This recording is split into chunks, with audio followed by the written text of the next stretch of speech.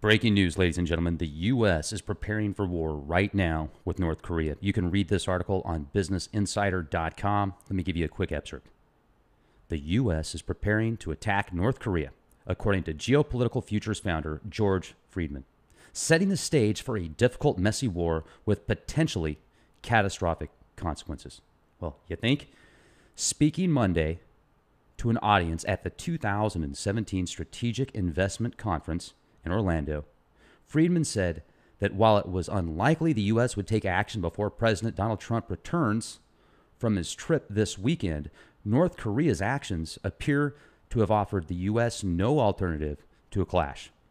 Now, according to the Geopolitical Futures analysis, evidence is mounting that the aggression between the two is escalating to a point where war is absolutely inevitable. Friedman also says that the USS Carl Vinson, the supercarrier, and the USS Ronald Reagan are both within striking distance of North Korea. On top of that, over 100 F-16 aircraft are conducting daily exercises in that area, and that was also a tactic that foreshadowed the beginning of Desert Storm, as well as all the media pushing Little Kim as the boogeyman. Remember back previous to the September 11th attacks, remember all of the commercials, not commercials, all of the 60 Minutes and news articles showing bin Laden was putting together a big terrorist group with, they were going across monkey bars with AK-47s strapped to their backs. It was just completely prepping the stage, conditioning the masses. And as soon as that attack happened, what did virtually everybody think? Oh, it was Osama bin Laden or it was Saddam Hussein. Those are the two immediate subconscious triggers that people's minds had. Go back to the time 2001 and think about where your head was at then. What was the first thing you thought? Who did you think did it first? Most people are going to say Osama bin Laden and Mr. Saddam Hussein. And F-35s have been deployed in that area. Guam is also getting briefed on civil defense and terrorism tactics. Seoul is in the crosshairs. So my question is, what happens to the over 25 million refugees in North Korea if their government and their leadership just completely dismantles? Where do they go? What do they do? I mean, they've been completely indoctrinated with little Kim Un as their savior.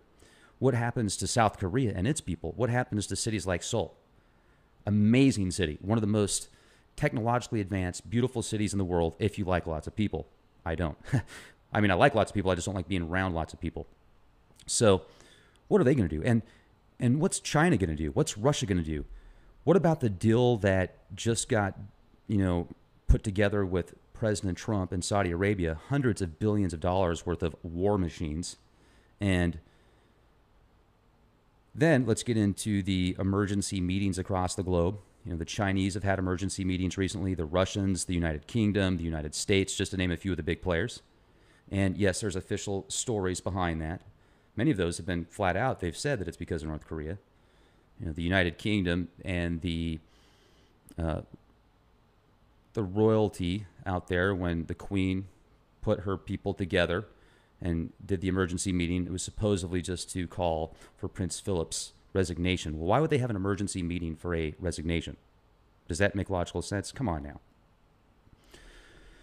The media is doing its best to sculpt war right now. They're doing their best to justify it in the eyes of the masses and the people, so people will give it public support, because that's one key to the media, is sculpting the minds of the masses. Remember, you guys, the media is more powerful than the military, because the media can decide what the military is going to do. If you really think about it, the media sculpts the people in the military.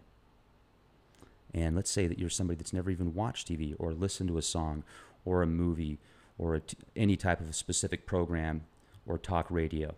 Let's say that you've been in a cave your entire life and then you train for the military. Well, that person that trains you has most likely been indoctrinated by the media once again. So if you know what to look for, if you know how to use it to your benefit, then the media can be a tool for you to actually grow. Yet if you're one of those people that gets controlled by the media and lets all those subliminal programs and triggers, neurolinguistic programming anchors get embedded into your mind, then the media works for them and not for you, suppressing you, your emotions, and your true evolution into higher self. Keep that in mind if you want to, and if not, Hey, right on, have fun. So question everything. That's my motto. And if we do go to war with North Korea, how nasty is it going to get? Is it going to be as bad as Ed Dames predicted? Now, he's had a lot of fells, so I'm not putting a whole lot of merit into Ed Dames.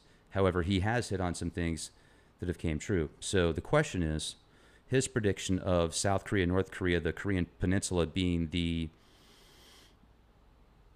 pivot point to global thermal nuclear war, is that going to be the trigger? Is that the starting point? Question everything, leakproject.com, and make sure to click the link in the video description box for the quick bivy. These things are awesome. They fit in the palm of your hand, and they could potentially save your life if you ever need to stay warm due to various circumstances. Imagine being in the car, taking a road trip, it's snowing out, it's raining out, you go off the side of the road, and you get stuck in a blizzard for a couple of days.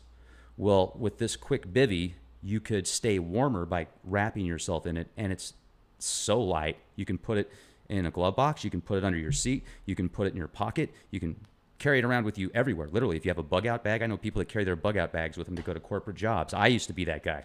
Well, put it in your bug out bag. You don't even need a bug out bag, in my opinion. If you work 10 minutes from your house, I mean, I was thinking about it. When I used to be that guy that would take my bug out bag to work with me, and I was riding my bike to work. I worked for a Fortune 100 company, and I rode my bicycle to work. I would get to work. I would run upstairs in the bathroom, and I'd take a quick, poor man shower so I wouldn't stink and be all sweaty, because by the time I got there, it was about 30 miles every day round trip. Blast, loved it. Totally into it. And, most people there were driving Porsches and BMWs and wearing $500 shoes and the ties and the suits and all that kind of stuff. Well, I had everything there, so when I got there, I just change and do my thing. But where am I going with this? I used to be that guy that would take my bug out bag with me to work, and I started thinking about it. I'm like, you know what? I'm 15 miles away from my house. Why do I need to take an entire bug out bag with me to work? I mean, if things get that bad, I can walk home in a few hours. I could run home in a couple hours. I could ride my bike home in less than an hour, like 40 minutes. So you don't really need a whole bug out bag, in my opinion, if you're going 15 minutes away to work. Yet having one of these quick bivvies, hey, that thing's tiny. You can fit that thing in just about any place. Well, maybe not, but hello. So anyway, thank you for your support. I appreciate everybody that's been here with me. I had a blast at X-Fest. We're going to have some more events coming up here in South Dakota, one of my favorite states in the world, ladies and gentlemen. If you haven't already, make sure to become a premium member at leakproject.com. I've got multiple podcasts this week that I'm putting up in the premium section for premium members only, with interviews from very intelligent people from around the world. So once again, have a beautiful day.